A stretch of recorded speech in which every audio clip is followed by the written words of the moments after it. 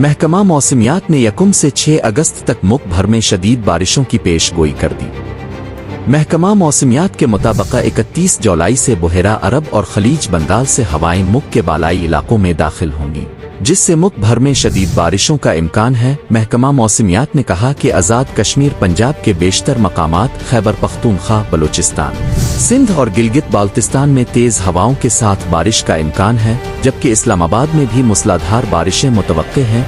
2 से 5 अगस्त के दौरान मरी, गलियात, मानसहरा, कोहिस्तान, इस्लामाबाद और रावलपिंडी के नदी नालों में तुग़यानी का खदशा है, जबकि बलूचिस्तान के बरसाती नदी नालों में भी तुग़यानी का खदशा है। महकमा मौसमियात ने इस्लामाबाद, वस्ती और जनूबी पंजाब और पेशावर के निशिबी इलाके ज़ेर आब आने का अंदेशा जाहिर किया है, जबकि 4 और 5 अगस्त को सिंध के निशिबी इलाके भी ज़ेर आब आ सकते हैं। इसके अलावा पहाड़ी इलाकों में लैंड स्लाइडिंग के बाइस ट्रैफिक की आमद और रफ्त मुतासिर होने का खतरा है। इस हवाले से मुताल्लिका इदारों को अलर्ट रहने की हिदायत जारी की जा रही है।